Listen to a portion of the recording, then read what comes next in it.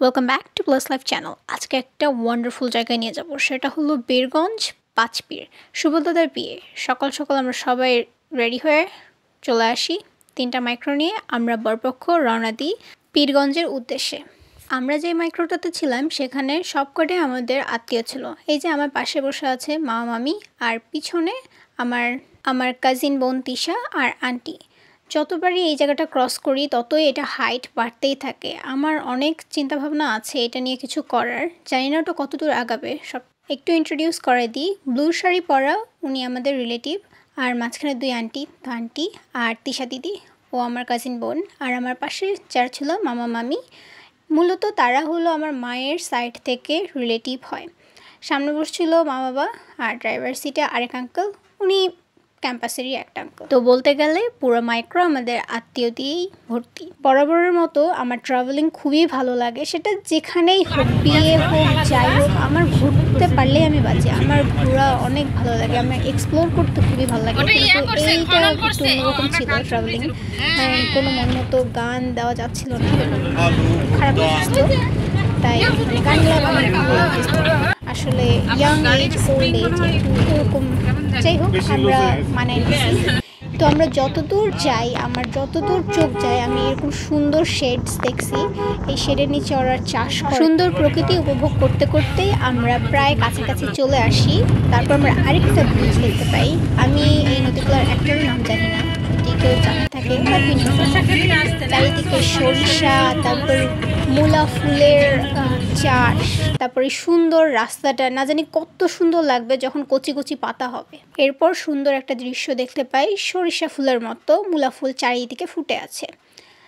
সেই দৃশ্য দেখতে দেখতেই পৌঁছে গেলাম গেটের কাছাকাছি। একটা মজার ঘটনা ঘটছে, আমি কখনোই ভাবিনি যে এরকম ছোট ছোট ফ্রেন্ডস আমি বানাবো।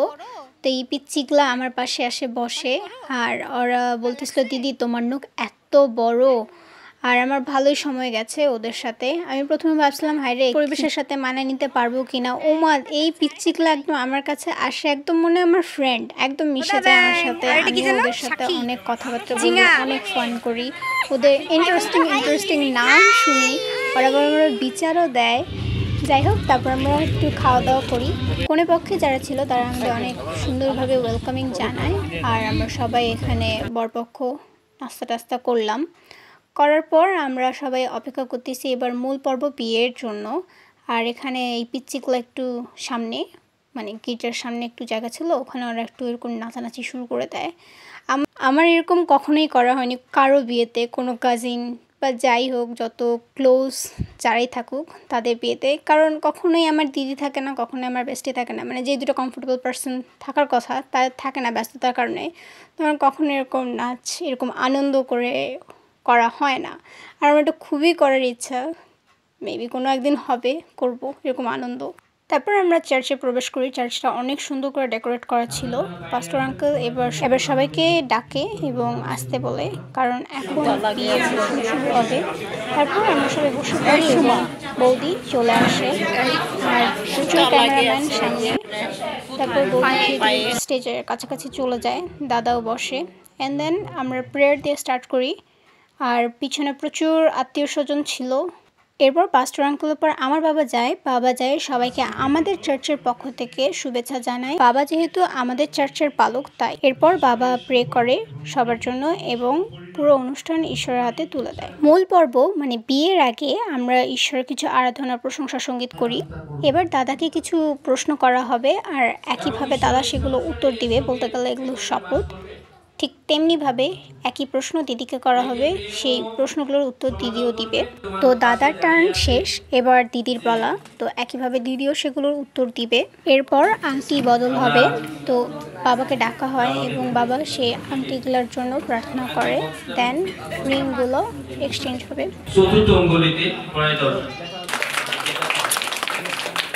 আংটি বদলের পর এবার মালা বদল হবে। আগে দিদি দাদাকে পরাই দেয়, অ্যান্ড দেন দাদা দিদিকে, অ্যান্ড দেন হবে সিগনেচার। আর এভাবেই আমাদের খ্রিস্টীয় ধর্মে বিয়ে সম্পূর্ণ করা হয়। সামনে দাদা দিদি সিগনেচারে ব্যস্ত, তো এদিকে আমার কাজিন বোন আমাকে পোক করা শুরু করে। বলেন 2 বছর, আমি তো বলি আরো 10-15। ওর বিয়ে 25-এ দেখতে চাই আমরা, 25 বা 26-এর কি বলবেন? ইয়াস, এইদিকে বলি ওইদিকে দেখাও। আমার থেকে সিনিয়র, তার 5 বছর লাগবে। আচ্ছা ধন্যবাদ। এখন মা বাবা আপনারা দাঁড়াচ্ছেন মেয়ে। এটাই হলো কাজিন বোনদের সমস্যা, খোঁচাখুচি। যাই হোক, বিয়ে কমপ্লিট, একটু ফটোশ্যুট করা হলো, এবার গেট ধরার পালা। অনেক মজা করছে ওরা, যেটা আমি কারো বিয়েতেই করতে পারি না। বিয়ে কমপ্লিট, এবার আমি আরেকটা পিচ্চিকে পায়ে যাই। আসলে ব্যাকগ্রাউন্ড মিউজিক চলতেছিল, তো আমি ওই জন্য দিতে পারতেছি না, নাহলে এখানে আমি অনেক মজা করছি। কখনো ও আমাকে শাসায়, কখনো আমি শাসাই।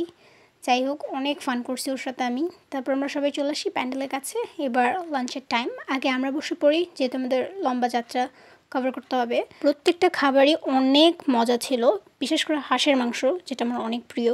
তো অনেক কয়েকবার দিছে, 4-5 বার দিছে। লাস্টের দিকে তো আমি খাইতেই পারিনি, এতবার এতগুলো দিছে।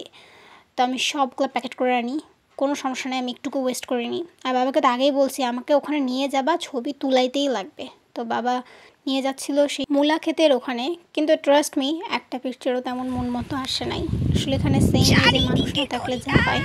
একটুখানি আমার কাজিন বোনটা আসছে, তারে আমি একটা ছবি তুলে দিয়েছি, অ্যান্ড তাড়াতাড়ি চলে যেতে হয়েছে, যেহেতু সময় হয়ে যাচ্ছিল। নেক্সট টাইম যখন যাবো মেবি ভালো পিকচার তুলে আনবো। এরপর আর কি, মূলা ফুল আর সরিষা ফুল নিয়েই চলে যাই। আর অনেকজন গেছিলো ওখানে ছবি তোলার জন্য, আমাদের দেখা দেখি। যাই হোক, তারপর বাবা সবাইকে ইনভাইট করে কালকে যাতে বউ ভাতে আসে, এবং প্রার্থনা দিয়েই সমাপ্তি করে। বউপক্ষের সবাইকে গুড বাই জানায়। এবার আমরা রওনা দিই বাড়ির উদ্দেশ্যে বৌদিকে নিয়ে। আমি যেহেতু মামির পাশে আবারও বসি, তো মামি কখনো আমাকে কুল দেয়, কখনো চকলেট দেয়। মামির ব্যাগটা একটা কি বলবো, জাদুর বাক্স বলা যায়। কখনো চকলেট, কখনো কুল। খুবই লাকি ফিল করি, এরকম আত্মীয় আমাদের আশেপাশে আছে। তাদের সাথে এরকম কোনো জায়গায় বেড়াতে আমার খুবই ভালো লাগে। বাড়ি যাইতে না যাইতে লাদু পাদু দেন মুংলি মিনি সবাই ধরছে যে এতক্ষণ মা কই ছিল। ভাই তোরা টেনশন করিস না, তোদের জন্য খাবার আনছি। বাবা আমাকে দেখাচ্ছিল, দেখো তোমার বাচ্চা কাচ্চা কী করছে। এই যে মাকেও ঘিরে ধরছে, মিনি বসে আছে যে আমার খাবার কই। তোদের যা খাওন আনছি, পেট একদম ভরাই দিছি ওই দিন খাওয়ায় ওদের। একটু খাবারও আমি ওয়েস্ট করিনি, আমি সব নিয়ে আসছি। আমার প্লেটের, মায়ের প্লেটের, বাবার প্লেটের, ইভেন পাশে যেগুলো আঙ্কেল আন্টি ছিল তাদের প্লেটেরও নিছি। যে ভাই আপনাদের কাছে এটা আবর্জনা হতে পারে, বাট আমার জন্য যে এটা কী, আমার বাচ্চারা যে এত শান্তিভাবে খাইছে। আমার এরকম বিয়ে বা কোনো অনুষ্ঠান হলে ইচ্ছা করে তাদের সমস্ত খাবারগুলো আমি নিই, যেগুলো এঁঠো থাকে। কারণ ভাই ওগুলো ওরা ফেলে দেয়, কিন্তু ওই ফেলা খাবারগুলো যে এই বাচ্চা কাচ্চার জন্য কী একটা আনন্দের খাবার, সেটা জাস্ট আমাদের মতো অ্যানিমাল লাভাররাই বুঝে। খাবারগুলো দেখলে একটা জিনিসই মাথায় ঘুরে, যে বাচ্চাগুলো খাইলে তারা অনেক শান্তি পাবে। তখন ওই লোক লজ্জা কোথায় চলে যায় আমি নিজেও জানি না। আমি শুধু আমার বাচ্চাগুলোর কথাই চিন্তা করি। এমন যদি হতো প্রত্যেকটা রেস্টুরেন্ট এবং বিয়ের অনুষ্ঠানে যে খাবারগুলো থাকবে সেগুলো যদি প্রত্যেকটা রাস্তা কুকুর বিড়ালদের দেওয়া হতো, এই উদ্যোগটা যদি নিত খুবই ভালো হতো। অ্যাটলিস্ট একবেলা তারা পেট ভর্তি করে খেতে পারতো। যাই হোক, ব্লগ আর বড় করবো না, দেখা হচ্ছে বউ ভাতে। Thanks for watching, by.